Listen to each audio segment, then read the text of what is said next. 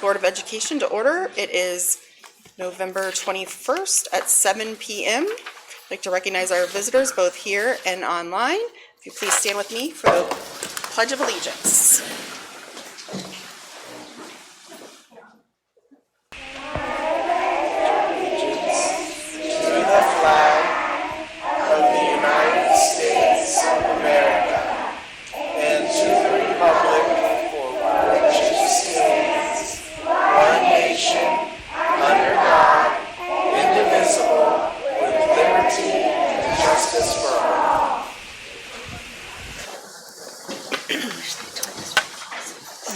Mr. Jones, can you call the roll, please? Mrs. Moore. Here. Mrs. Spindler. Here. Mr. Vincent. Here. Mr. Ziny. Here. Mrs. Engel. Here. We have a quorum. We can continue. We do also have the marching band, a few participants from the marching band, select few, who have come in and offered to play the Star Spangled Banner for us. So we're going to stand again, which I forgot to do, so let's stand again for that. Where do you want? Yeah, the camera's right here. You want to be Right here, right here.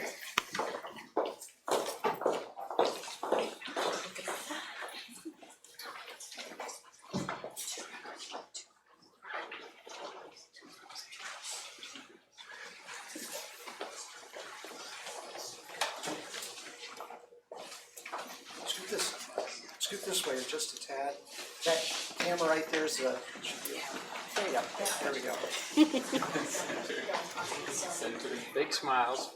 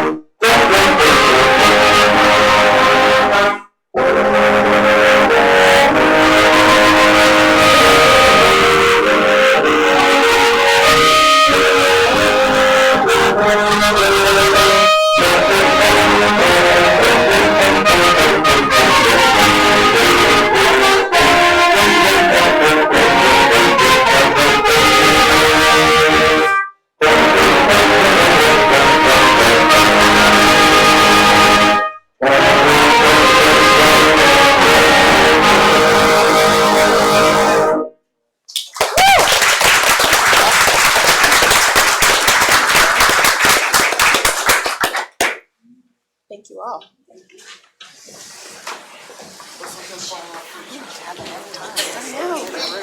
Yeah, y'all can stay in the room. Stay in the room. Yeah, in the back.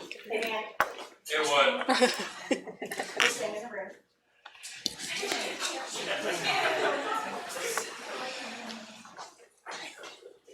nice 3-arm. I need to look and make sure. Public participation, is there any? No, okay. All right, and how about a motion for adoption of the agenda, please? So moved. Second. Any discussion? All right, Mr. Jones? Mrs. Spindler. Yes. Mr. Ziny. Yes. Mrs. Moore. Yes. Mr. Vincent. Yes. Mrs. Engel. Yes. Passes. We can continue. We have recognition tonight of some state qualifiers. So we are going to start with the Watkins Memorial High School Band, who was a 2019 Ohio Music Education Association state qualifier. I believe we have some representatives here. If they would like to come on up front. Absolutely. Come on. Any and all. Or, yeah, that's who you want. We can go in the nose. Okay. You ready?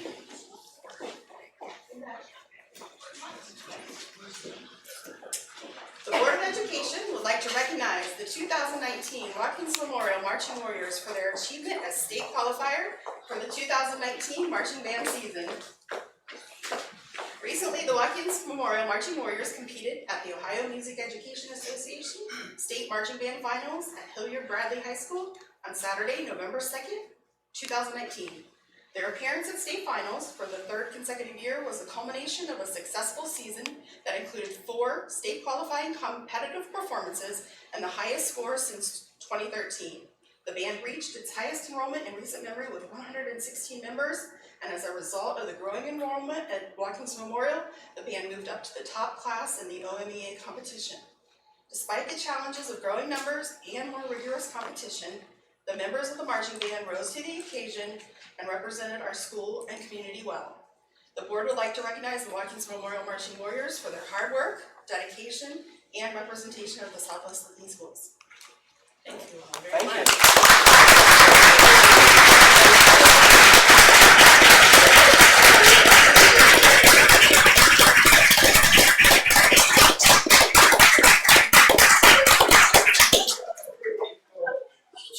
All right, and now we have another state qualifier, Miss Cameron Wheeler.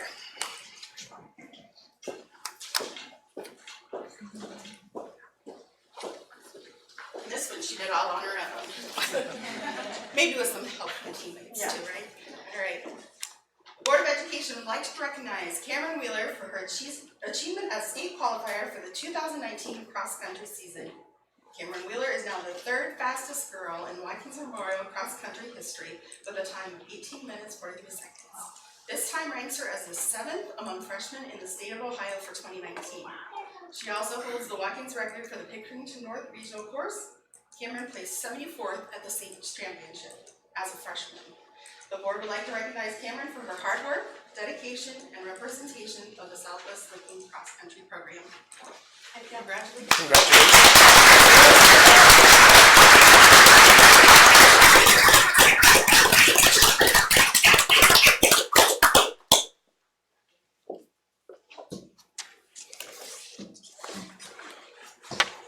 Thank you all for being here tonight. We like recognizing kids and doing good things.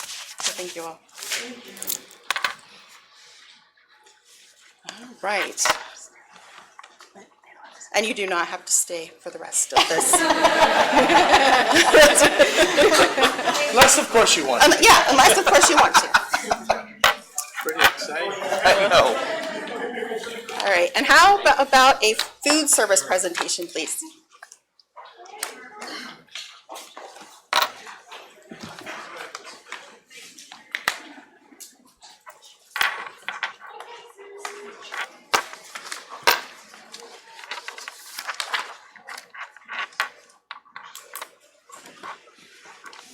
Good evening, everyone. My name is Cindy Pickering, and for those of you that don't know me, and Carmen Murphy and I took over the food service at the beginning of this school year. So we just wanted to come to present to you kind of a snapshot of what's been going on the last 3 months.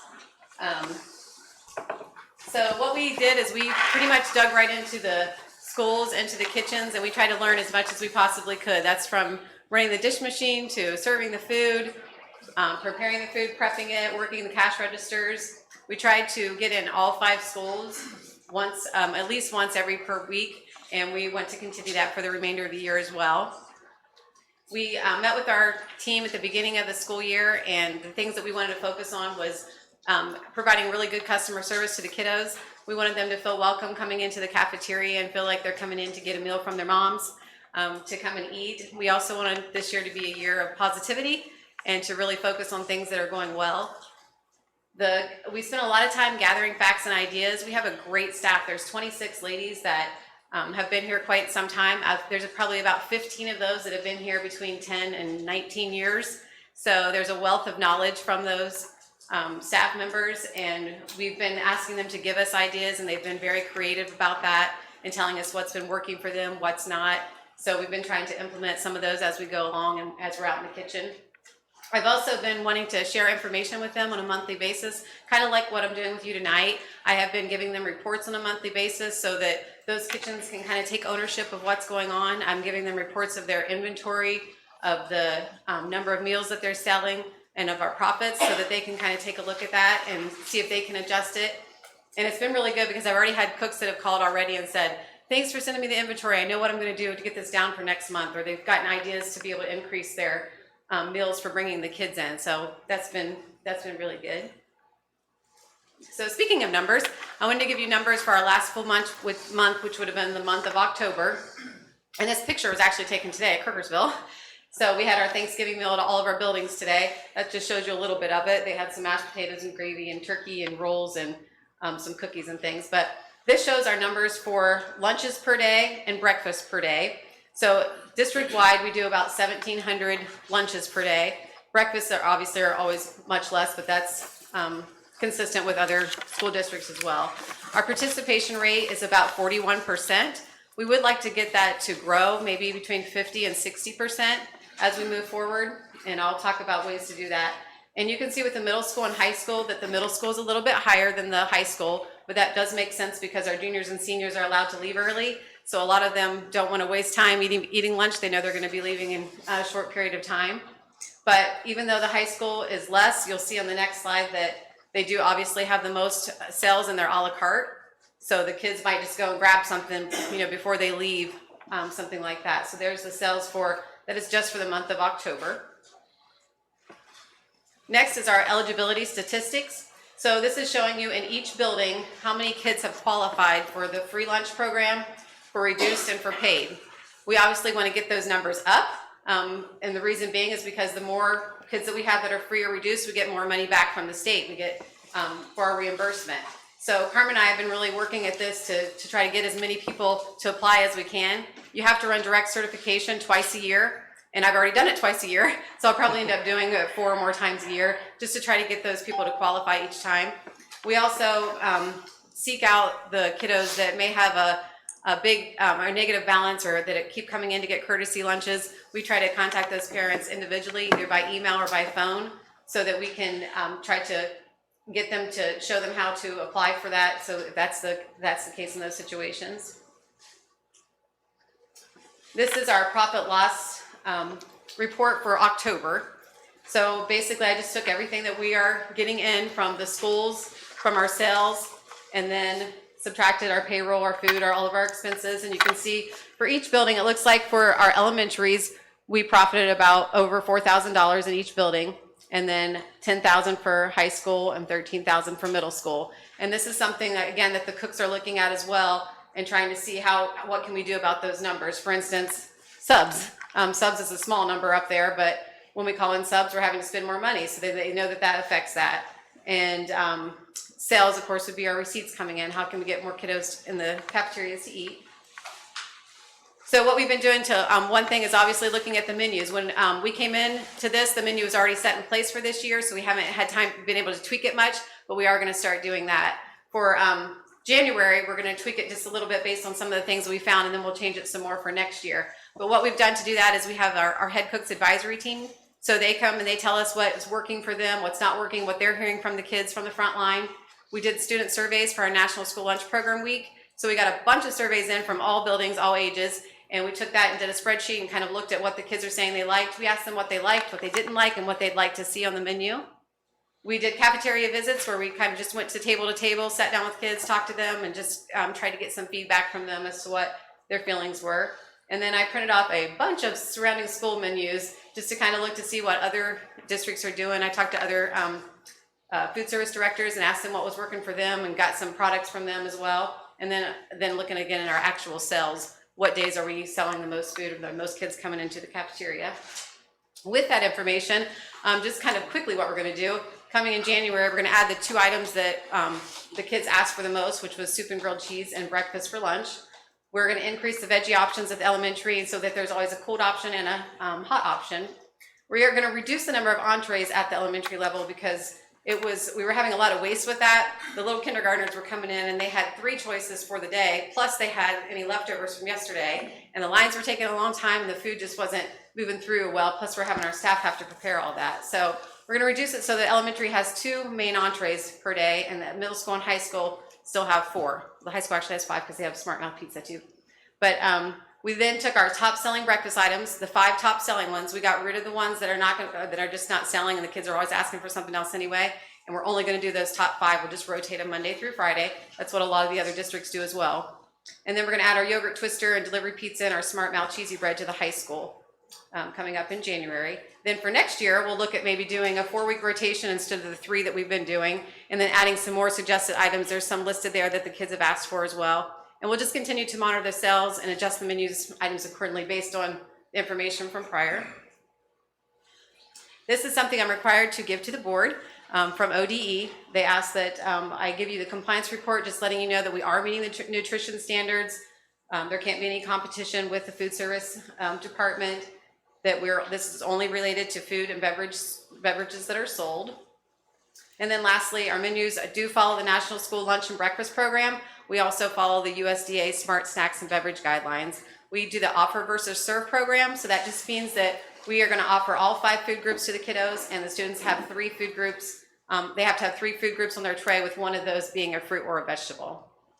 The last thing, just the sale of candy and other food items outside of the school or at the discretion of the school's wellness committee. And that is all I have for you tonight. That picture is actually taken at Etna Elementary the other day. And I just wanted to thank you for your continued support. Thank you. Thank you. You know what, before you go, I just want to say that I stopped by Etna today for the turkey, and it was amazing. I mean, it was unbelievable. You need to share with all 26 that they put on a spread that was just amazing. I had to go home and nap. That's how good it was. Thank you for saying that. Absolutely.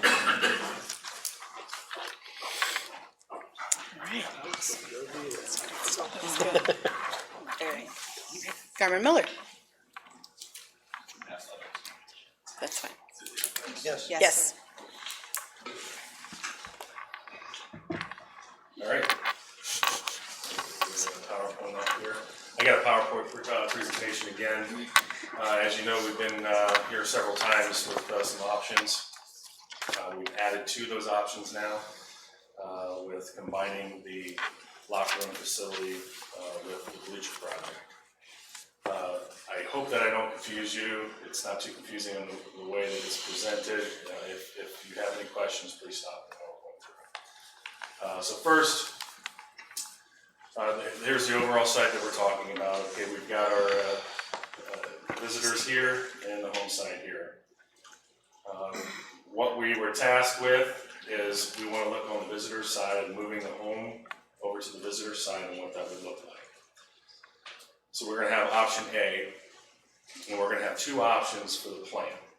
Okay, so this is the plan of having 3 locker rooms, along with the training room, offices for each of the locker rooms, some additional storage, and then we've also added restrooms to this project.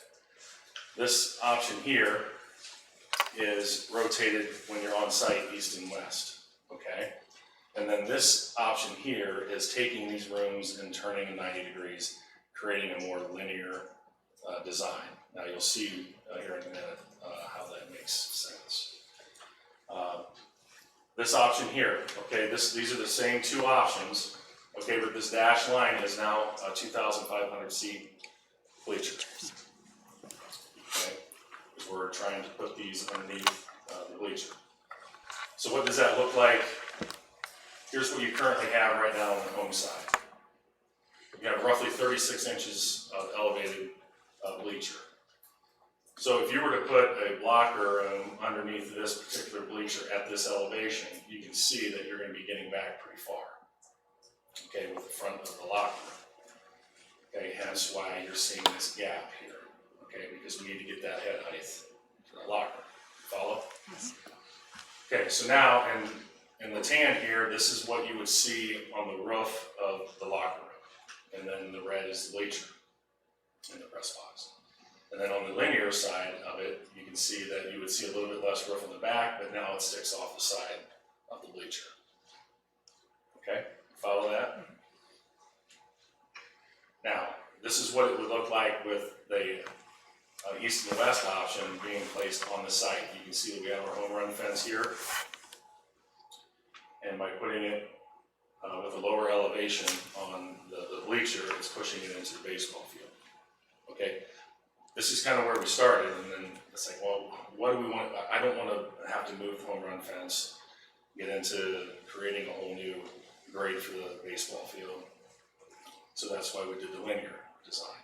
Just turned everything 90 degrees, which now we don't hit the home run fence. We're pretty close to it, so you know, we would have to look at that and get into the survey, get exact numbers and see where we land. As you know, we have a storm structure here and a storm structure over here. So there is going to be some regrading, et cetera, that's going to go on, which is all part of the cost. Okay. Option B is the same two designs of the locker room facility, but now you can see that our gap here has decreased. Okay. The reason for that, and you can see now, this is the roof that you're going to see in this particular option, really decrease that roof. The reason why that happened is, as you know, we're at 36 inches here. If we want to scoot that building closer to the field, further underneath the bleachers, then we're going to have to go with a more elevated bleacher. You can see that this is roughly 3 times as high. You know, you've got, I believe, 9 steps going up to your deck. So you're going to be 7-8 feet above your football playing surface. But what that does is it allows that building to fit a little bit further into the space, and depending on the width that you need, you may not even have to go past the outside structures you can see here. These type of bleachers here as well has a different elevation. An aluminum bleacher has one elevation. If you do a structure like this, which is a steel structure, your elevation is going to go like this, a little bit more, okay? This allows more headroom for storage underneath there and from the locker rooms. Here's another example. You can see the elevation is a little bit steeper than your typical aluminum bleacher, but it's fitting the building underneath. Just another example. These are a little bit more visual to give you an idea of what that would look like.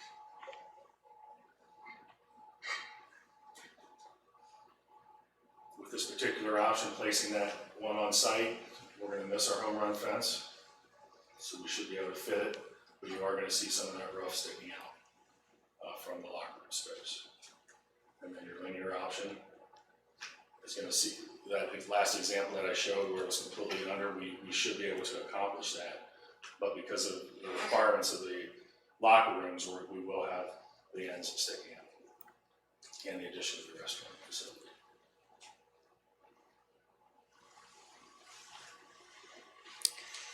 You said stop you when you had one. Can you go back to that last picture? The storm drainage doesn't appear to be affected in this option like it was in the A. Yeah. As much? As much. Okay. Right, you got your structure, you can see the structure right here. Yeah. And then we got a structure over in here. There's gonna be site work that'll have to be, we'll probably have to create a new swale. But if we're not gonna go on top of the line, if the line can stay there, we don't have to reroute it. It's not supposed to. I don't know how close we're gonna be. Again, we'll have to get the full survey done. You can build, our structural engineer on structures like that, lines like that, they typically want to stay about 5 to 6 feet away, depending on how deep you're going. Gotcha. And then option C. Option C is going to take us back about 6 months. This is a 10,700 square foot locker room standalone facility. But we've added restrooms and we've increased the size of the locker rooms. If you remember about six months ago or so, it was a 7,000 square foot facility. Now we're up to 10,700 square feet. The bleachers would then be your aluminum style, similar to what you have on the home side. Existing concessions would remain as is, but you could potentially upgrade those, renovate that as needed, and the existing pavilion would stay. The locker room here would be, I would consider for soccer. You could have a sidewalk going through the woods or around this here to get to the soccer fields as well. Some of the examples that you can see, this one here, this is, it's a much bigger bleacher area, but they have their facility right next to it, similar to what we're proposing. And then this is something else that, is another just a real life example to show show you what this locker room facility could be. You could have the Watkins High on there, you could have your logo, etc. But you could have this type of feel coming onto the field.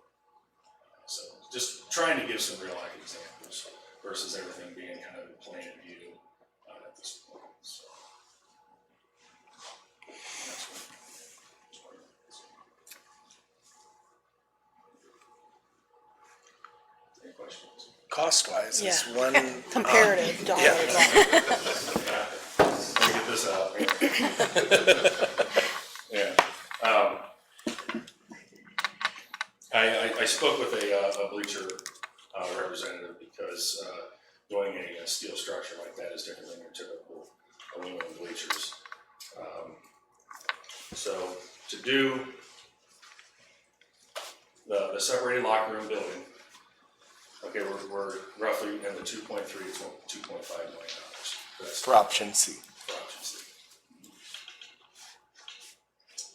The locker room, bleacher, press box combination that we showed, which was option A and or option B.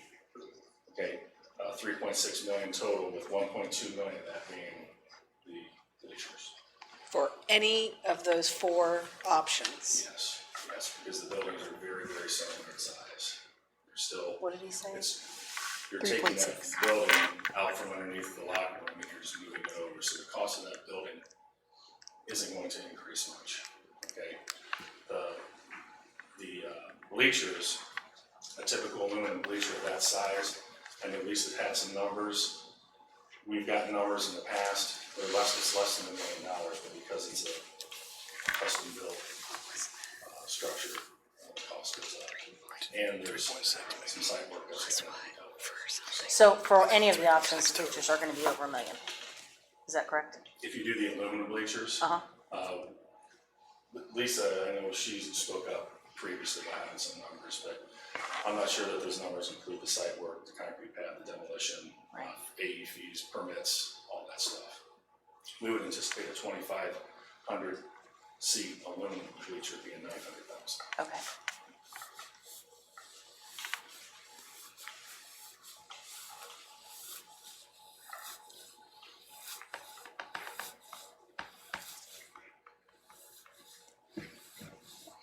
And why would option C throw us back 6 months?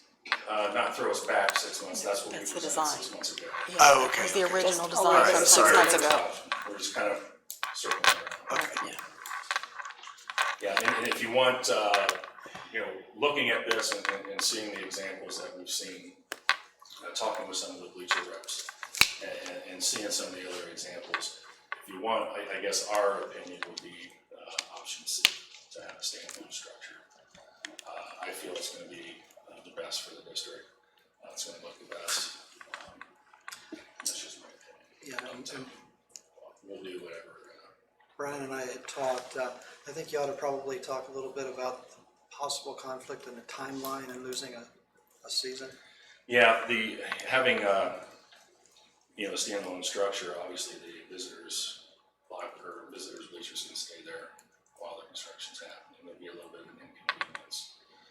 But to build a bleacher, press box, and locker room facility, you're going to take your bleachers out, and it will disrupt one season of football and soccer and any other events that are on the field. I just don't know. I don't know if Clay would have anything from a construction standpoint on that, but you're building a building basically. And I don't see that being a start in the spring, being done, ready to open football. And to start at the end of the football season, again, I don't see that being a good time frame to start that, because you just never know what you're going to. So you're getting into November to start, so. So would that mean football games at another facility, or we could You still wouldn't have to have do? them at another facility, your visitors would have to You set could up still, on site. yeah, we could still do it there. Yes.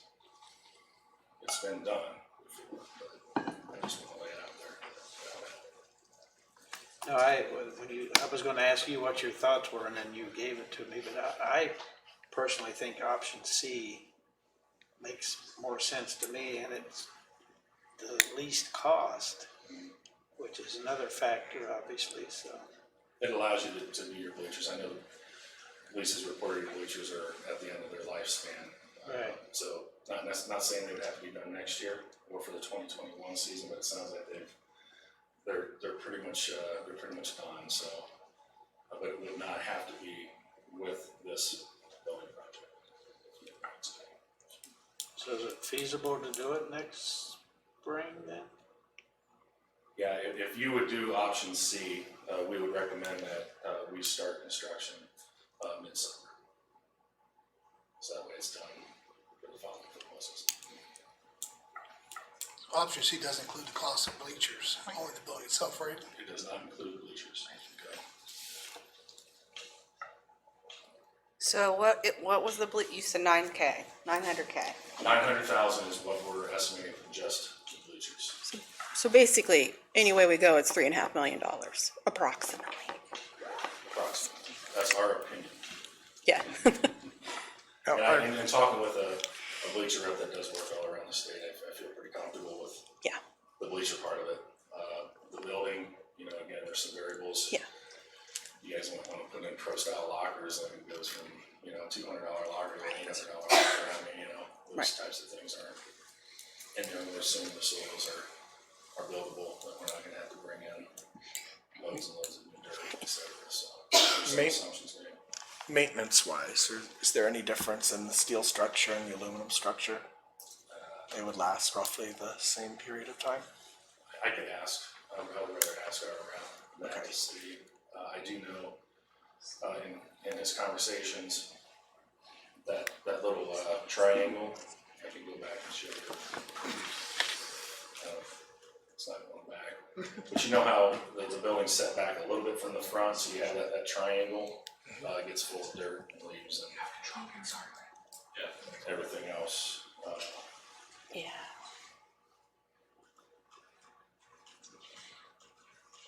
From an, So like in this area right here, Yeah. Yeah. there's a lot of stuff happens underneath there. if you hang on to that picture, one of the things that Brian and I talked about, you notice that it's pretty much a flat roof underneath there. But ours that he's proposing, because of the size, would stick out either to the right or left or to the back. And that would become somewhat of a, per se, an eyesore, unless we send somebody up there after each game to pick up the trash and litter and everything that goes there. Now, obviously, there's probably things that people have done when they extend beyond. I'm not sure what that would do or cost. Would you maintain like a flat roof as you go out, or would it have to become peaked, or how do you keep that? If you come out, I would have a flat, low slope roof would be your most economical. There's no, when doing the budget, we weren't putting a metal roof slope or anything like that on it. It's pretty much this right here. This is why the example that I wanted to show. So the one thing is if there's one about 20 miles from my home that has it built underneath that sticks out further. So these columns right here are in the middle of your locker room. Okay, they tried to hit walls, posted walls or whatever, but it's kind of the ones 3 foot into the locker room. You just have to walk around it. So these would all be inside the building as the face of this comes out further. You could spend money to close this in to keep people from throwing stuff up there, but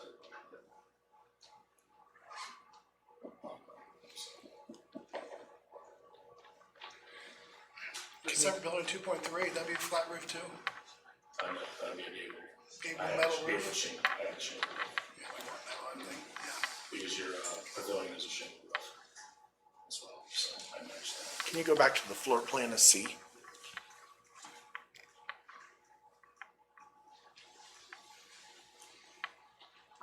So okay, I was just curious where the restrooms were in that. Yeah, the restrooms I have them located right here, and Mr. John and I talked about potentially adding on another set over on the other side.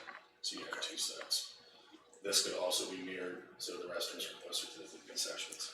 All right, because concessions will be losing restrooms, Correct. most likely. Not for space.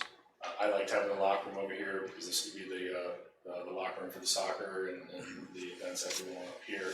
You could come right out the back and through the woods and you're right there. So they can have their on-site entrance. Remember, one of the issues we had talked about is if you have a dual event going on, would people be able to just walk through the restrooms? So that was the reason for the discussion of maybe a second set of restrooms closer to the soccer field.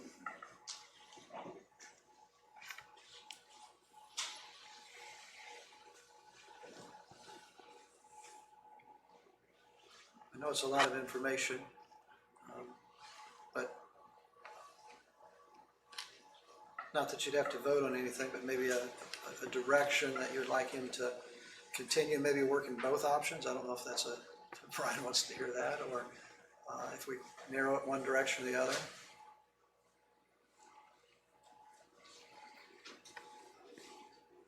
As Candy said, they're both roughly the same cost, correct?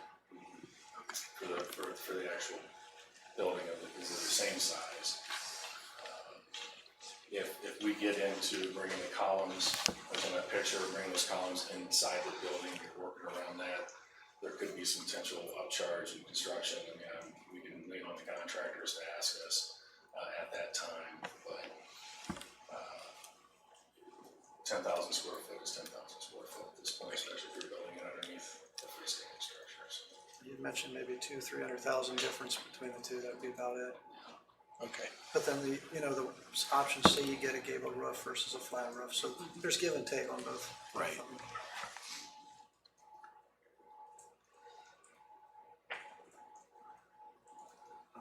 Could you expand on that option C if somewhere down the road, put another couple locker rooms in there if we wanted to?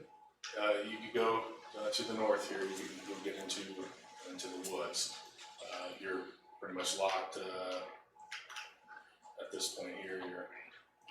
Yeah, I was thinking maybe like an L off of there or something, but You can come out here. yeah, that's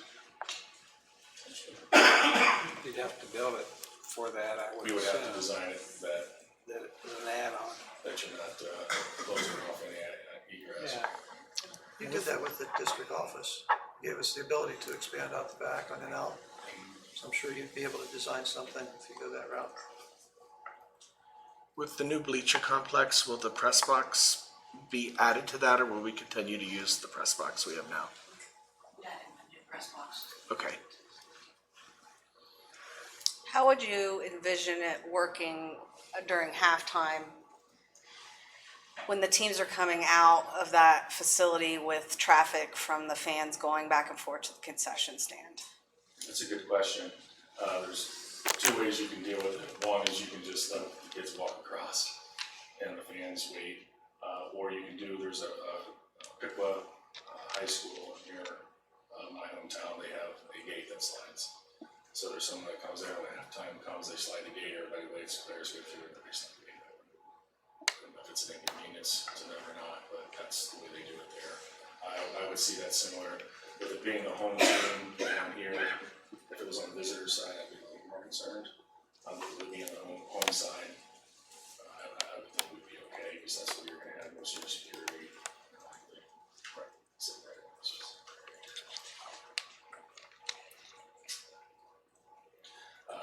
But if you recall the previous, to get to the field, then you just come straight out of the locker room, put the mat on the track, and you're right there. So it's easy access to get to the field.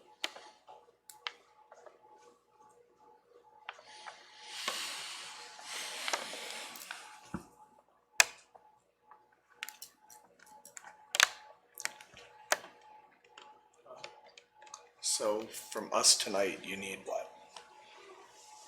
Well, we don't need anything necessarily tonight. Eric and I were talking, if we want to get this ready for the 21-22 school or football season, we would need to have this under construction by this summer. Okay. We need 4 to 5 months to get all the planning and surveys and everything completed, get plan approval, and get a bid out. So we need five months for that. So we would need more likely a decision later. So Okay. I have if another. you want more information, you want me to come back down here, do the work session, meet with a few of you individually or as, two at a time or something like that, I have no problem doing that. Sometimes it's hard to get the feedback. And, so we can do it over Skype, we can do it Okay. that would be, let's put it, that would be best case scenario. Okay. If it leaks into January,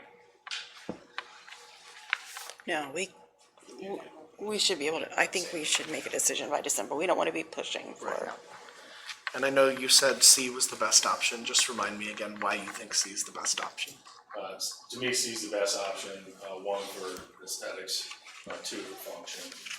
You're gonna have the players coming off the field, and the purpose of this facility, it's a locker room for players and athletes to come in and out of. If you do it underneath the bleachers, the athletes are gonna be coming out of the back of the building around. There's a lot more going on right in here. There's a lot of structure. There's that little triangle that we talked about, areas where kids can go to breathe and get in, et cetera, et cetera.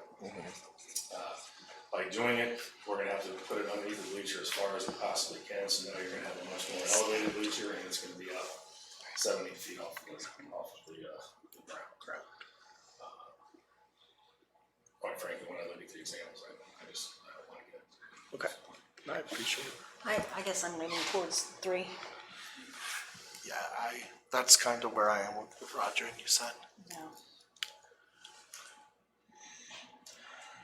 I'll tell you what we can do is, for the December, or prior to that, and you can email stuff out to board members, right? Like, They can receive, they yes. can receive it.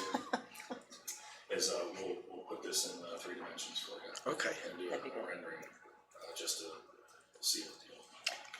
Of course, we're gonna do it in, That'd be a rendering of all 3 or just, no, just, see? Okay. because the renderings were those examples as far as I was concerned. So we'll put this up in 3 dimensions, get it over to you, I'll shoot you an email, you can email it out to you, and then you make it, the December board meeting, make a decision. That's your, I wanted to hear what Mike and Lisa, do you like option 3C? Do you have strong feelings one way or another? Honestly, there's pros and cons, so I was kind of looking at all 3 of them. Okay. My question, I have a question for you though. The square footage, is it the same of all 3 options of the 10,700? The 10,700 is for this one, the more linear one was 11,300. It's like 600 square foot. So more than one would be just to get a little more square footage under. But you wouldn't have the capacity to extend the linear. Correct. Yeah, I wouldn't put the linear one here at all. The only reason I made it linear is because I didn't want to get into the home run fence. Yeah. It's just more cost. I believe when I Google mapped it, it's like 305 right now. And you get it below 300 for a those left-handed left-hander signs. I just pop it up into the wind and Almost like on the left-hand side. I think 3 gives us, right? No, Oh, you're not. I think 3 gives us more flexibility. Lisa, would you be nervous about the timeline at all if you had a whole season without bleachers? You think you can make it work? I'll be honest, I'll be very nervous about it, that whole season, with just our home bleachers. You're talking about, I'm not talking about the building, let's just say we go see, are we talking about putting the bleachers and the building up at the same time, or? That would be a decision for you. I would hope so. I think Would there your be a bleachers reason could why be- we wouldn't? Bleachers are not gonna take, just from my experience talking to, but they're not gonna take, if we went with just the regular aluminum bleachers, you know what I mean, and not the thing under, the building underneath it, it's not gonna take near as long as the building, correct? What? So we may be able to go a football season, next season, and still keep our visitor bleachers, do you know what I mean? And then after the football season, that's what I'm envisioning down the road. Come November, like right about now, or a couple weeks ago, we do the bleachers. Or we could have everything ready, bid out, ready to go, ordered, and you start in March. We put up a 1,100 seat facility in for next fall then, right? Starting in March, I'm sorry. No, starting a year from now. Oh, okay. A year from next March, right before the start of the season. Would that encroach upon the track next March? Like your construction space? Yeah, you would be able to run track days. Okay. You just wouldn't have your visitors. We would still have the home bleachers. I just didn't know if it would come out, like your construction fence would come out in front of the track so that you couldn't actually use the track. We would use the existing fence that's there. Okay. It separates it. It's a little bit different construction than building a building. When they do that, 'cause the site works the same, they're pouring the slab, but then once you get the bleachers on site, it's kind of putting together IKEA thing. Yeah, a connect. huge erector set. With thousands of angles. I watched them put the one up we did this past summer. They fly up and then they put it up in 2 weeks. The bleachers themselves, everything else to get prepped and going and stuff took a little while, but in 2 weeks they had it up. And then are you going to try to work with that building to add some restrooms on the north side for soccer? I sure can, yeah, we could put a set right here. We can scoot this down a little bit more. I don't want to get too close to here, even though there shouldn't be too much going on back here, but maybe I can scoot that down just a little bit. We do have this light pole here, so I'm gonna make sure that we're not interfering with any egress. We could add something, and if we have to take maybe a tree or two down to accomplish that, I'll let you know. Okay. Where do you envision, like, what you say, the athletes, using as locker rooms, like parking and stuff? Parking, I anticipate this the parking being out in the area. If you recall the master plan that we showed some additional parking over here, and then we showed parking north. It's between Separate softball from and this soccer. project.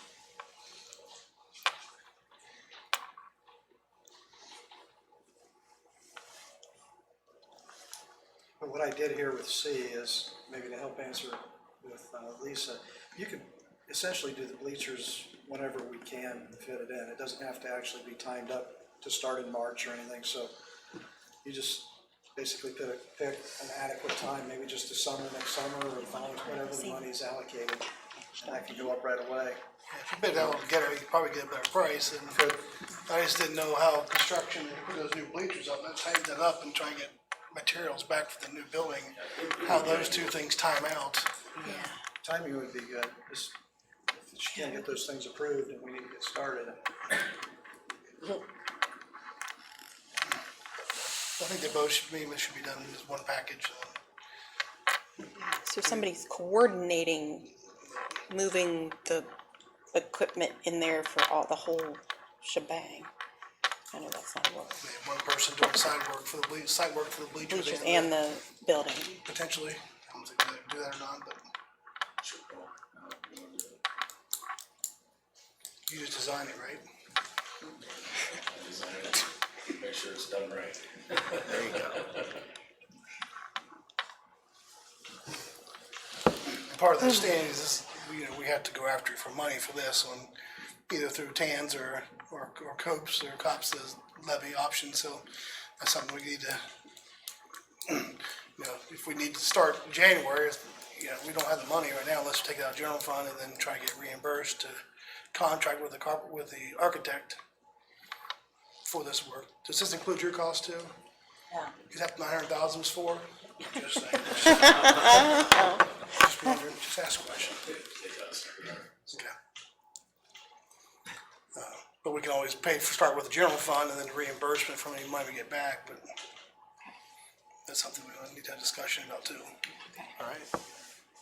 I guess Eric and I can talk, we can see on a time frame if you want to get that done, is to see if we can get that ready to go in March, April. To get that done now, and then you've also, Are we still talking March, April of 2020 you know, or for 21? the bleachers, we could potentially have them start construction this spring, potentially. So 2020. Awesome. But then the construction of the athletic facility for the locker room complex is gonna be really tough to get ready and bid by then. Hold off on building after. You might be able to do some site prep. We'll work with you guys, see.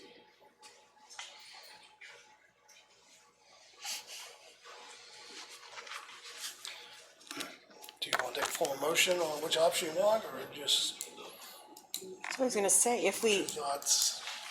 I mean, are you ready to, if you're ready to make a decision, that's the sooner you guys can get started, and the sooner you can get started, the sooner we can get started. We're paying for it. But we don't know how we're paying for it, right? So Well, do we it's need either to gonna be- figure it's that gonna out be- It's first, gonna be permanent improvement, one way or the other? one way, it's either tax anticipation notes that are permanent improvement, or it's called COPS. Still, permanent improvement's gonna pay. The difference is, TANs is only, you can maximum length is 10 years. Okay. With the other option, you can go whatever length you want to. With a building like this, we may wanna go 20 years. So it doesn't have as big as hit on permanent improvement. It lines up more with the building. But there's some other stuff we gotta talk about, overages, money for how we're gonna deal with additional overages when he's building a construction project, and then on top of that, I've been told we need 6 new school buses next year. We're not gonna have money for all that. So one thing we talked about with the board, about maybe even using some of that money to buy 3 buses this year, 3 additional buses, then use the PI to buy 3 other next year or something, so. This gives me some ballpark numbers. I can start working with our municipal advisor and our underwriter and our attorney to see what the best options are. And then costing out what 3 buses, additional buses, but, still the issue with how we're gonna cover overages on our construction projects from here on out is still a major concern I have, without taking the money straight out of the general fund. Yeah. I'll move that we adopt option C with the discussions we've had, and you need any contingencies with that? I guess it's just option C as we've seen depicted up here. I'm saying including the bleacher project. Talked I would about a think. restroom on the other side. Okay, That I'll would be add a on, contingency. with the addition of a restroom on the north Just- side just there note too. that will increase. Yeah. assessment increase. I like my bathrooms. And bleachers, right? Option C, just the Well, building it itself. includes the bleachers, yes. And the locker room and the 2 restrooms then. That's my motion, please. Okay. May I have a second? I'll second it. Any more discussion? I think it's exciting. Okay, Mr. Jones? Mr. Zani, Yes. Mrs. Moore, Yes. Mrs. Spindler, Yes. Mr. Vincent, Yes. Mrs. Engel. Yes. All right, Get to work. good. This started last February, by the way. Yeah, with that drawing, I think is what it was. All right, we have OFCC updates from Garmin Miller, Robertson, and Hills. So we want to start with Garmin Miller? So with the new building projects, our team just continues to work with the Robertson team to review submittals, answer RFIs, and just work as a team to keep that moving.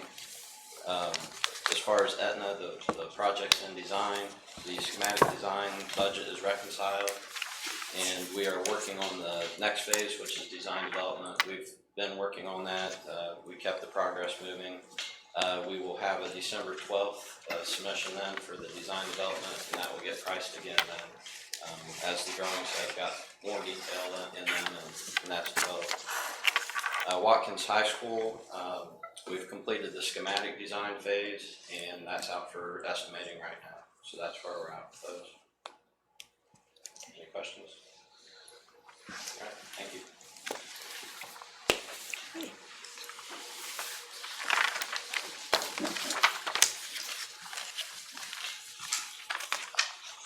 So work is still progressing at the elementary and high school. I don't know if anybody drove by it tonight, but you can see the concrete guys out there with their lights trying to get one of the first pods done in the high school. but to run through some of the areas in the building, and I'm gonna spend a little bit of time on the drawings, just to give you the updates, so we're not going through the verbiage portion of it. But for Area C, the two-story section, we have the first floor down, up to the second floor. The second floor is poured, and we're taking the walls up for the second story to the roof. So that'll be happening soon. The east classrooms in Area C are now enclosed. We've started putting drywall studs up there in that area, and they're starting to get walls framed out. We're making some headway here. We made a little bit of changes. That's the main mechanical room. We should have the roof on there, and actually the HVAC contractor, the heating and cooling contractor, next week should be starting in the mechanical room, starting to set units in place and start to pipe from those units. Area B's kind of been our albatross in this whole thing. This is where we started, and we're still struggling to get out of there, get out of really the stage area. And there's some intricate masonry details on both sides of the stage that has spent a lot of time getting that work done. But we are starting to set steel in this area and get that enclosed, so that'll be happening in the next couple weeks. And then over in Area A, they are bringing those walls up to the second story so that we can then pour that second floor slab on deck again. So the steel contractor, and what you're gonna see from the roofing portion of it, is that they have got this classroom section in the gym covered. They're gonna be covering this area next. Then they will be going to the two-story roof section. And then we'll be working back through this area as the last areas that we'll cover up. We've also got a slab. We're gonna be pouring the floor in this student dining. We're coordinating that with setting the steel, but that's all gonna be happening in the next couple weeks. Over at the high school, they poured the gymnasium earlier this week. We've also poured the stage and a little bit of this hallway that we needed just for structural to be able to set scaffolding to keep bringing the auditorium walls up. We've pretty much got the double wall around the auditorium done on these three walls. We've got that proscenium beam set, and they're gonna be putting masonry on both sides of that and on top of the beam to take that up. And then starting these walls, and these are gonna be the tallest walls in the school. So those are 52 feet tall. When you drove by tonight, you saw the concrete going down here on the first classroom section. So we've got that done today, and then if weather holds out, we're planning on coming over here and pouring this section next. So right now at the high school, the big push, get the auditorium masonry walls done, which is probably the most time-consuming portion from the masons on that project, and get as much concrete down before the weather hits as we can to keep that moving. We're bringing in another masonry crew that's gonna be starting in this section and working on those as the masons are finishing this and working around the auditorium in this area. So it's progressing well. You're not seeing a lot of change. I mean, you do see the walls going up, but like I said, this is probably the longest and most time-consuming portion that we have from the masonry standpoint. Once you see these masons go over to the classroom sections, you're really starting to see a change quicker. Key points, I guess, in regards to where we're at and things that are happening.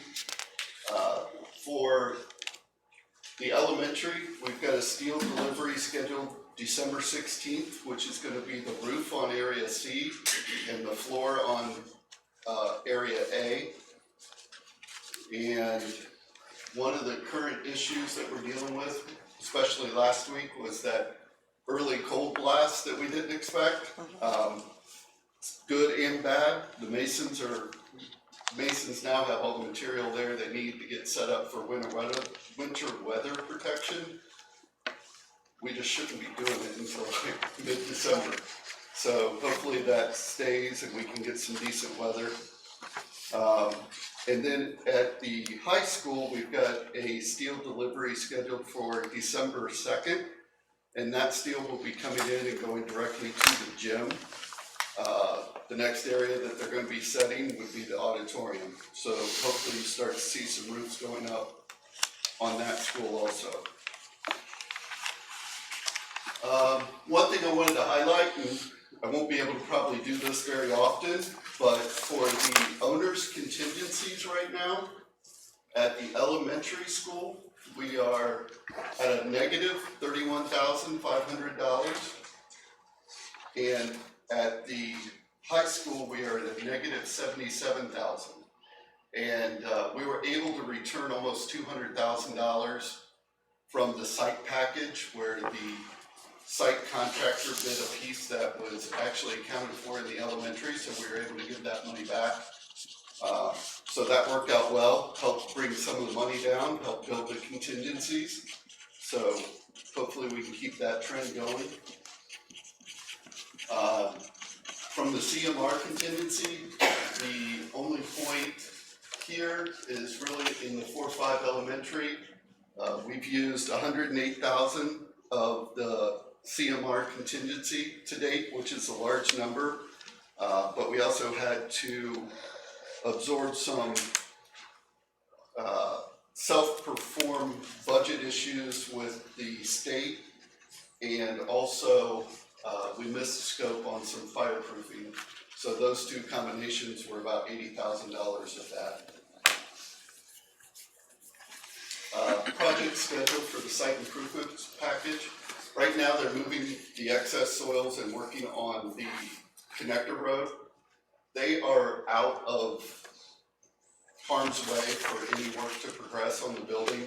Plus, with the winter coming, I'll probably take them off of this update for a while. They will be out as weather permits and kind of keep plugging along on the connector road, but there's not really a lot for them once they get the soils done and move away until weather breaks. So they're out of danger or out of urgency in the critical path. On the 4-5 elementary, there's some key points. Area B, as I said, we're going to be setting roof steel at the student dining. Area C, first floor, we're installing the metal studs. Second floor, we're hopefully getting to a point to set the steel on the roof. And then also the slab on deck for area A. At the high school, we're working to get concrete down and hopefully have some steel coming on site. As far as RFIs and submittals on the site improvements package, we are pretty much done with that. On the 4-5 elementary school, we're about 2/3 done with the submittals. And we did have 6 open RFIs, but Darwin Miller's worked to get that caught up, so I think we only have 1 current RFI open.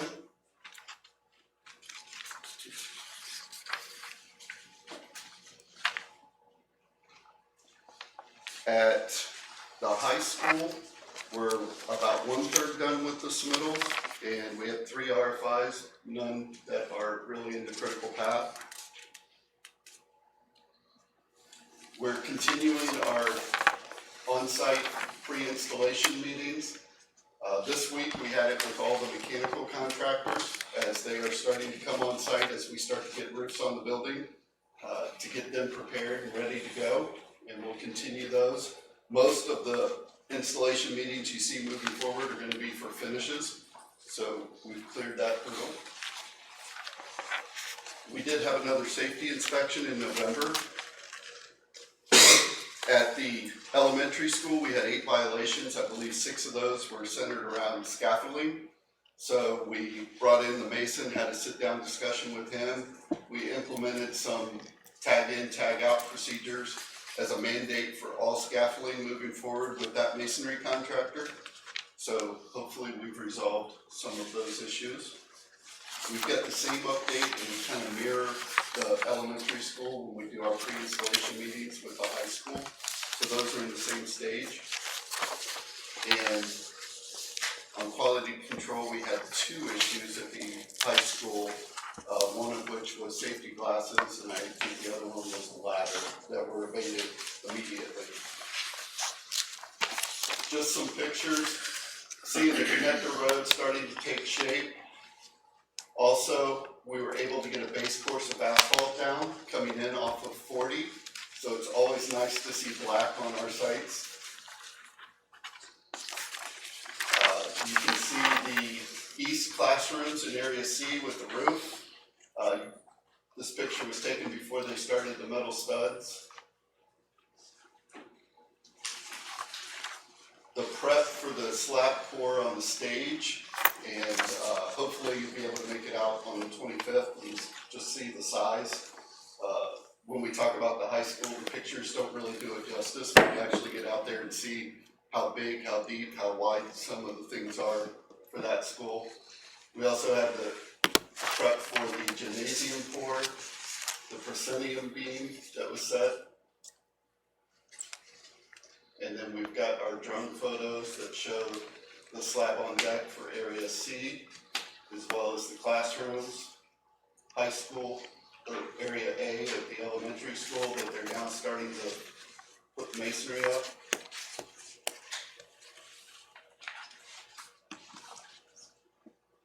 Any questions? All right, thank you. Thank you. Thanks.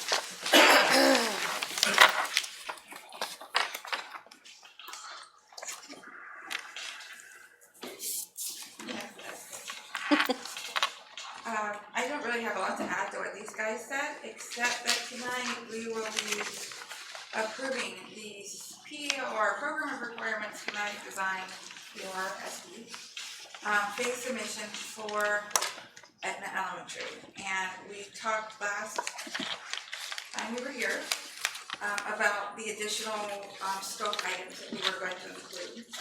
And what I did is I have the modify MOU, Public Budget Initiative Memorandum of Understanding. And in there we have the scope items brought out. And in order to balance, there was some discussion about moving some money. We've not got the approval to do yet. I'm sounding very positive. So that is showing here as a budget overage, and a budget overage is always contingent if we come in under budget. We're still very early in the design here. So I wanted to put that out for everybody. There is a total with your pre-bond LFIs and your project agreement LFI, which was a little bit of oversight space you had. In the contingency and the non-construction cost, the whole LFI for the building is 1.76 million. So that includes the 1.3, I think you had about 300,000 in pre-bond LFIs for the playground and some site work, and then about 56 all in for that project agreement LFI. So we're gonna ask that you pass that resolution today, and then that will come through on a DocuSign for everybody to sign. And then I do have the technology and the phase submission forms that are signed by everybody, by the OFCC and the district for signature as well once you pass the resolution. Are there any questions?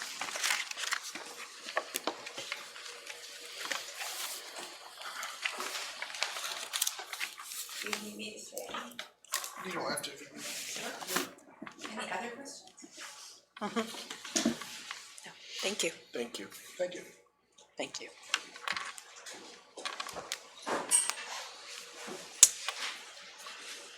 All right, request to speak on agenda items, Teamsters Local 413. Southwest Licking Education Association. All right. And Ross Music, SWL for Kids. If you could give us your name, your address, and your name, your address, and your affiliation, which I actually just said, and you will have 5 minutes. Okay, I will And take 5 minutes. and Mr. Jones will give you the high sign if it gets close to that, okay? All right, my name is Ross Music. I live at 104 Indian Creek Court, Pataskala, and I'm the president of SWL for Kids. Sean is the group that campaigns in the best interest of the students, staff, and families here in our school district. I'm here tonight to encourage you all to move forward with placing the same replacement levy as we tried in November on the March 17th primary ballot. Our group ran a very lean campaign, as we discussed, in November, armed with the knowledge that first attempt ballot initiatives in our district rarely pass, if ever. At least in my time around here, they just don't pass the first time. So despite spending only a few $100s and working with only a handful of people, we came within 90 votes of passing in November, which stung, but was encouraging. So that narrow defeat encouraged a great groundswell of new volunteers to come forward. They got a little angry, a little too late, and then decided to get involved. So we have been tentatively organizing and getting ourselves ready for the potential to do this again in March. We have a much larger group of very engaged volunteers who joined the team, and they're very focused on getting this done.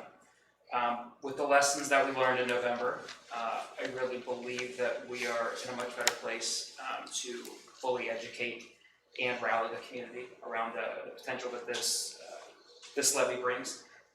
As a group, we believe this is the best fit for our community, allowing existing households to essentially keep paying the rate they've been paying for 10 years already, and then shifting the burden of growth within districts to the new construction that's happening.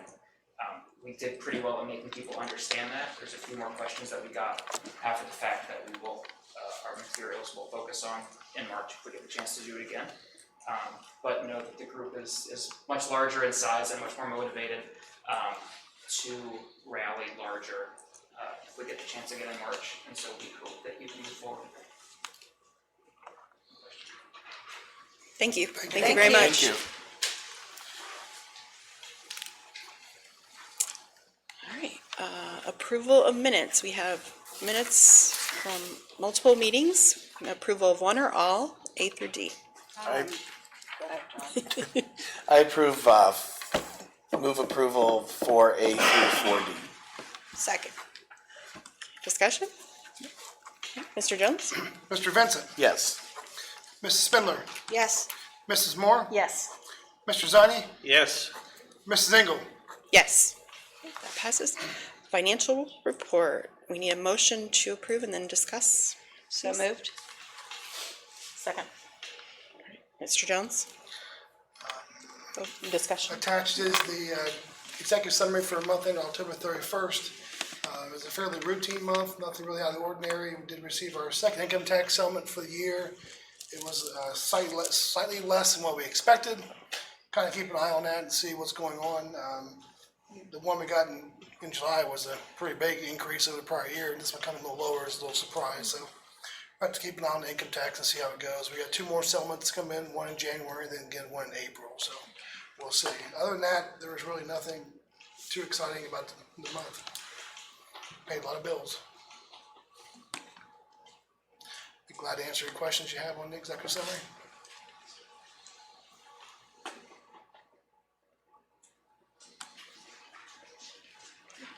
Any questions? Anyone? Mr. Jones? Mrs. Spindler, Yes. Mrs. Moore, Yes. Mr. Vincent, Yes. Mr. Zani, Yes. Mrs. Engel. Yes. That passes. All right, we have a personnel consent calendar, items A through L, one or all of those. I'll move approval A through L. Second. Okay, any discussion? Okay, Mr. Jones? Mrs. Moore, Yes. Mr. Vincent, Yes. Mrs. Spindler, Yes. Mr. Zani, Yes. Mrs. Engel. Yes. All right, those pass. All right, we've got some business items. Need just, I think, to make a motion and then discuss for the memorandum of understanding, is that, or do you want to, we need a motion first in the discussion on Yes, that one? that'd be good. We can- Okay, All right. I'll move approval 7A. Second. all right, discussion? Copy This is the, remember, I understand we've been working with the city for really, really many years. I've been here 20, I've been working for a lot of that. I'm trying to get an agreement with them dealing with the abatement of the Patassa Corporate Park. And this is the entire corporate park, not just the part that's the Job Ray site, it's the whole park. And what we've negotiated is an agreement that would allow them to issue abatements really on the school's behalf if certain criteria are met. It's gotta be like at least $1 million in payroll. It can only be certain types of construction. It can't be like a Walmart, Lowe's, or anything like that. And in exchange for that, the city is going to share 50% of their income tax they collect over the whole industrial park with the school district. The other part of that is the school district would get like a guaranteed abatement. The company would have to agree to pay a 12% payment in lieu of taxes in addition to the income tax, so that'd make a 12% payment. Most companies really won't go that high, so we'll probably have to sit down and negotiate. But some may be willing to do that.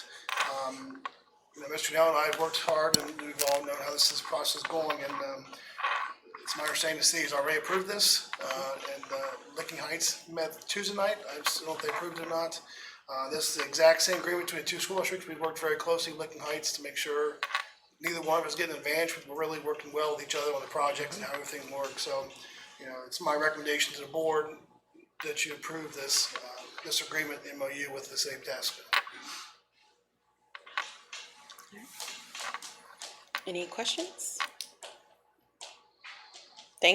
Thank you for your continued hard work. I know this one Mr. Dow was involved too. very difficult, both of you. Deb and stuff. Yeah. All right, call the roll, please. Mr. Vincent, Yes. Mrs. Moore, Yes. Mrs. Spindler, Yes. Mr. Zani, Yes. Mrs. Engel. Yes. Great. And let's see, item B. Need a motion to approve the reappointment of Brian Elder as the trustee for the Patassa Library for a 7-year term. So moved. I'll second that. How long has Brian been doing it? I'm not for sure at all.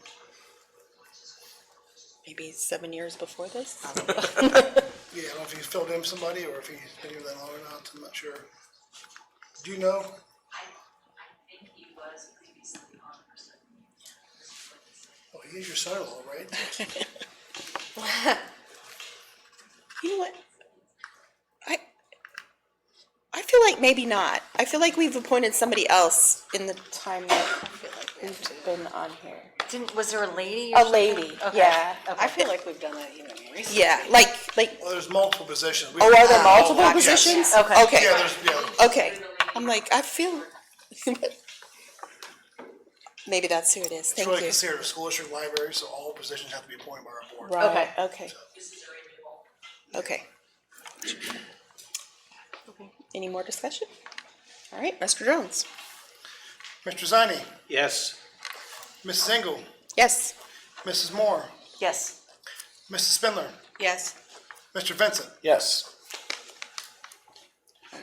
Next two could be approved together, they're kind of All right, commingled. commingled, all right. Motion to approve 7C and D. Second.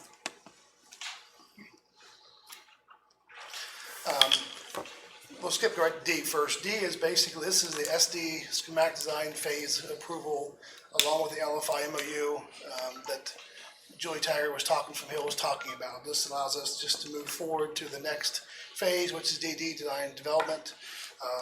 And part of this cost is basically, as you remember, we asked last board meeting to certain things that were missed during the assessment, as well as cost was coming a little higher than they expected. So we added like the new chiller and the basic new air handlers and windows and stuff like that, approximately $1.4 million. And we indicate that money is going to get paid from, it's coming from interest income from our local share, interest income from our LFI share, and then part of our PI contingency money we have set back.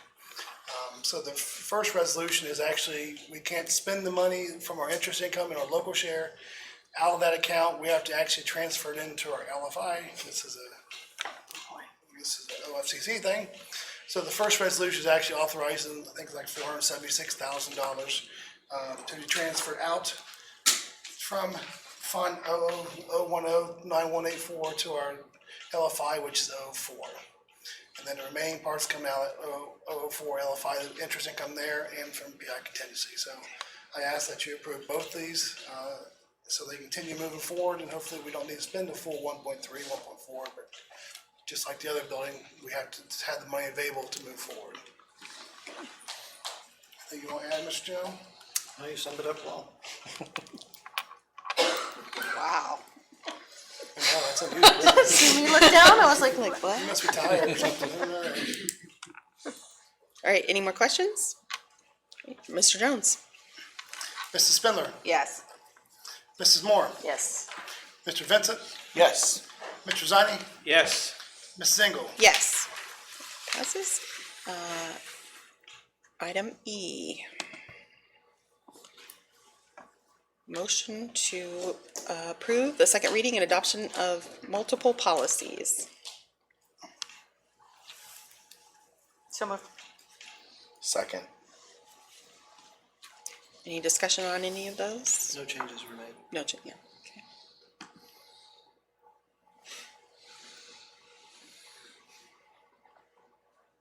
Okay, Mr. Jones?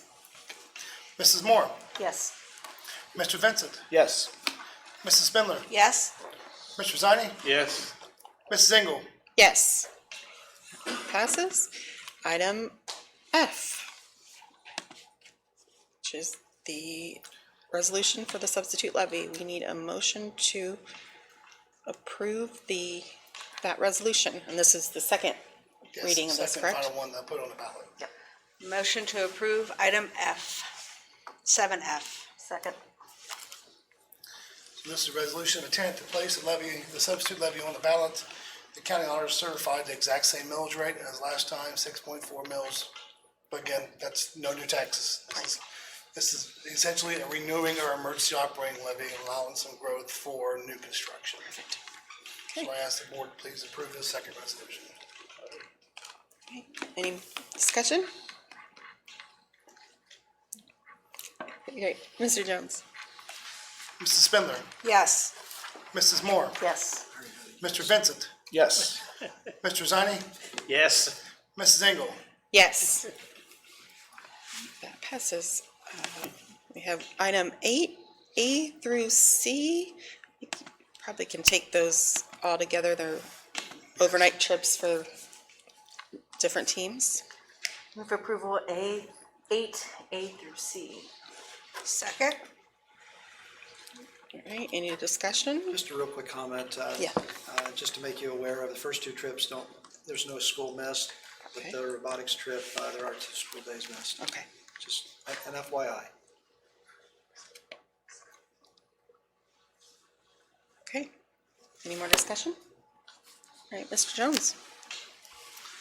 Mrs. Moore, Yes. Mrs. Spindler, Yes. Mr. Vincent, Yes. Mr. Zani, Yes. Mrs. Engel. Yes. Passes. All right. Let's see. How about 9? These can all go together too. You want to do all those all together? Okay. A through D. Motion to approve 9A through D. Second. First one's donations, we always appreciate that. Thank you. Again, additional statement of purposes, as we receive them throughout the year, we bring them to the board, asking you to approve those. Then now certificates, we received a couple invoices that were prior to the day of the purchase order, and I asked the board to approve those also. The last one's a 5-year forecast. I'll try to go through this fairly quickly, just kind of hit the highlights. This is the first one's due, that originally was due October 31st, then it was switched to it's now due November 30th. The key points, the 5-year forecast is line 7020, cash balance June 30th. So we are expecting a positive cash flow this year, which means our revenue exceeds our expenditures. But with the levy rolling off potentially next year, we lose half of it next year, and then the other half the following year, then we start seeing a decline, basically negative. We spend more than we're getting. So without approving the levy, we would have about a negative $300,000 cash balance at June 3rd, 2024. a little bit conservative on the state revenue because we really don't know what the state's going to do because we're trying to throw reform out the door again. So I just put a little bit of growth in there, very little. If that comes back through, that may help us, but still, we need that substitute levy approved. If the substitute levy is approved, the balance goes from negative 300,000 to a positive 15.6 million. It's a good number, but it is still a declining number. So we're still going about negative $2.5 million cash flow starting in the next 2-3 years. So we are starting to flip over where we're spending more than we're getting in. So we do need to keep an eye on that as we move forward. Hopefully, again, state revenue was helping us. Now it's kind of flatlined. That's kind of hurt a little bit. We just need to keep an eye on that. We do have a nice balance to help us to keep us going forward. But it is a concern when you start seeing negative cash flow that we need to see. We need to be conservative as much as can. We do have 5 new staff members in here, teachers each year. A couple bus drivers, a couple aides. I have $250,000 there for new staff for the new buildings when they open up, principal, secretary, custodians. There's also a 2% raise built in there right now. Obviously, we negotiate this coming school year with all 4 of our unions.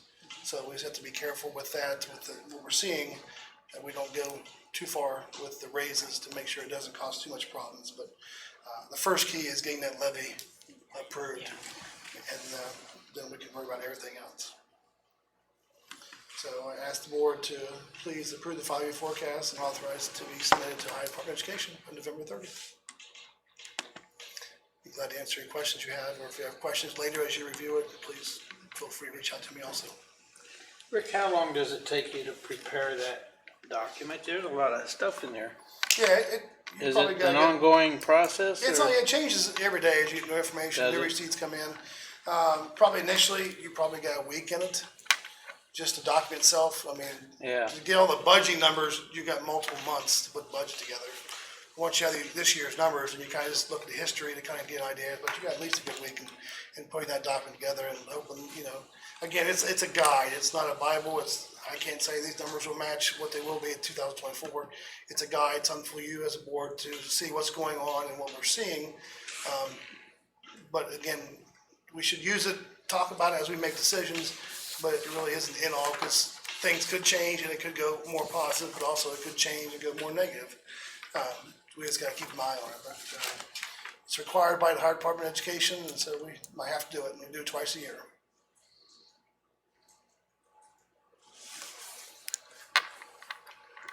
All right. Any more questions for Mr. Jones? All right. Call the roll, please. Mrs. Spindler, Yes. Mrs. Moore, Yes. Mr. Vincent, Yes. Mr. Zani, Yes. Mrs. Engel. Yes. Passes. Item 10, superintendent items. I'll just say for all of my talking for this session. Oh, no. Real quickly, we're at a new record high.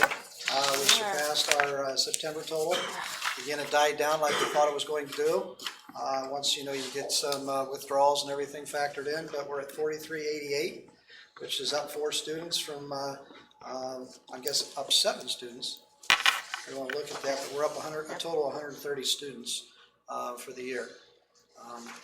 And again, being a cap district, I'm sure Rick could help explain that just getting more kids doesn't mean more money. So that whole issue when it comes to the emergency levy, very, very important. If somebody wants to talk about being a cap school district and how it affects us and so forth, we certainly want to have those conversations sooner than later, just to share that there's a misbelief out there. More kids means more money, not for a cap district. So just want to share that again. I've done that for years now, but that is our record high, 4,388 students. I think I did my math wrong, that 7 part, but you know where I was going with that. You have a copy. The last item that I have is more of a discussion with you, and I just kind of want to get a little bit of direction. Rick has brought up, and also Julie was here presenting on the budget for these building projects. And moving forward, we have 3 more renovations really to get more. Well, actually 4. We've started, tonight would be the SD for the Etna renovation, but we have the high school renovation, we have Kirkersville and Pataskala. But what I'm finding out is that, the master plan was made up before the bond issue passed in 2017. And it seems that some of our desires, wants, maybe have grown a little bit.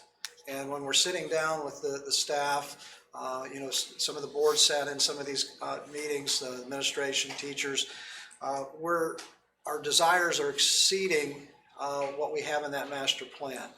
And I kind of want to get, you're hearing Rick say that we're taking our interest money, but, I think you could also say that there's only so much interest money, even no matter how big our bond issue was. So I guess I really want to talk about, how closely do you want us to stick with the master plan as it was developed prior to, the bond issue passing? Obviously, we've encountered some things that may have been missed by scope. That I see Clay is starting to join in. But, we're really trying to listen to the teachers. And when we had this whole thing start, in the past, it was very important to get all that input. But not everybody was involved in that master plan. And it's getting harder and harder to keep it within the budget. And when we need to, we're facing, it's a $21 million renovation at the high school. And if you can recall, we made our 4-5 building larger when we drew up the master plan by moving 75 students from the renovation to that building. So that means that there's less money now in that renovation than maybe what it would take. So I kind of, are we comfortable when Rick and I bring back that, when we're looking at this, the teachers may want more bulletin boards, so that's $51,000 or something like that. Or do you want it to be more hardline based on the master plan that's been developed? Do you like the flexibility of me, or in my new role, or Mr. Jones coming and saying, these are all the alternates that we have to put together? Are you comfortable with the alternates being presented where it may be more money? Or would you rather have us basically say, no, that's not part of the master plan originally, to prevent, the discussion at this level? Is my question kind of clear? Where would you like it to be streamlined? Back when we're creatively doing that in the sessions, or do you like having the ability for Rick and I at this particular stage, bringing you a list of 10, 15, 20 alternates that have surpassed where the master plan was? Do you feel that we're being unfair to the board by bringing those to you instead of sticking to the master plan? Just want your comfort level with that.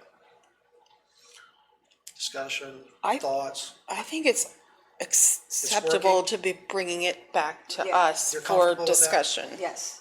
Absolutely. I mean, particularly things like we left out the chiller and we left out the. Those would obviously come back. I mean, yeah. I mean, but even I think even things that are. It's been 5 years and we've made significant educational advances, and now we need to add X, Y, and Z to this building. So therefore, we didn't know about it in 2015 when we did this, and that's going to be $100,000. Yeah, we need to bring that back and look at it at this time. That's just my opinion. Well, that's what I'm asking I like for. the list of alternates that we can look at. Absolutely. And Okay. I do too. I don't know that it's ever a good idea just to stick with something because that's what the plan. I think you're always trying to look at the different factors and see what's working now. I'm all about the options. Okay, because Rick and I's, our discussion, we stick with the master plan and we really hold true to the LFIs that we promised. We make sure those are incorporated in there. But then, we're trying to listen to the input, and it's gotten us where we have this discussion, that we're coming in $1.4 million, at an elementary, but with chillers missing, things like that, we are trying to get some money back for some swing space. We're being very, very creative. But it does sometimes feel unfair coming to you and continuing to ask for money, or at least a coverage, until we actually can get through all the phases and get it back down to budget. You heard what Clay said about our contingency. We're doing really well there. They've been able to, they check things, they got us 200,000 here or there. But I just want to make sure you're comfortable and not feeling under pressure every month to say, hey, here they come back with another $100,000 request. I think it would be more unfair if we didn't know about those things. Okay. we'll continue to do it that Yeah, that I way. agree. We'll continue to work to keep it on budget with Julie and Clay and Eric from, all our partners. But it's Yeah. just, we're finding it tough, when, we didn't know there was gonna be an embargo or, tariffs, I should say, with, Right. that. And again, I mentioned to Rick I was gonna have this, and he could chime in. It's just, there's, we have the athletic complex that we approved tonight to move forward with. We don't know where the money's coming from, but Rick also brought up at that particular time, there would be, 3.5 million or 3, whatever it turns out to be, that we can't put towards this. We're also looking at buses, and I just want to make sure that we're comfortable with that. And I know I'm starting to repeat myself 3 times, but it's a lot of money, and I want to make sure that we're not forcing you guys to do something you're uncomfortable with. So, We only got one more meeting to be able to talk like that. well, in my role, I'll still be, I know. whether it's passing through me or Still reach my Casey back. or Rick, you're still gonna want me to do, Right, keep that down. absolutely. So you're comfortable doing that? Yeah. Okay. Thank you. That's all I had, unless you had concerns or questions. Oh, just a reminder, 3:30 Monday. I talked to Kevin today out at the site. Took Rick out there today to show him around a little bit, get his wisdom. But there's a lot of rain coming, and it's going to be muddy. I'm going to go out there regardless, unless it's raining that day. So what I'm saying is, wear something you can get muddy if we want to work that. Now, if they shut down the site or they say it's unsafe, we won't do that. But the plan is to go forward Monday, if you're willing. Yes, sir. I'm talking to Kevin, we're kind of trying to develop a plan, we might bring everybody in off 40. Oh, instead? And bring Okay. them onto the parking lots, so that you walk directly onto the high school. Yeah, that's good. If they're gonna pour it like they said, yeah. That way you don't have the long walk from our trailers out to the job sites. Okay. Oh, So that's that nice. might help a little bit. Yeah, because I've got a meeting at the trailers because of the helmets and the everything, but if you want to relocate that, or we can relocate that for it.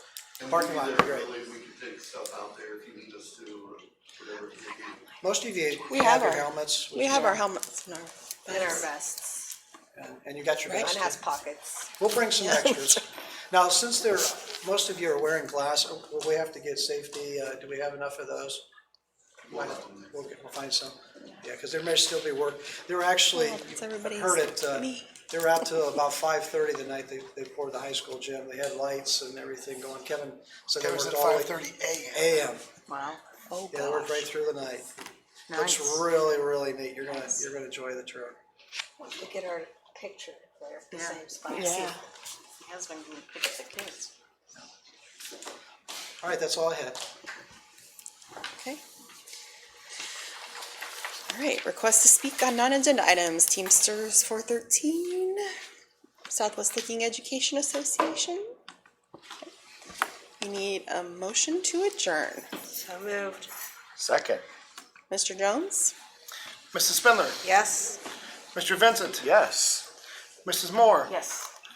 Mr. Zani, Yes. Mrs. Engel. Yes. We are adjourned at 8:38. Before 9.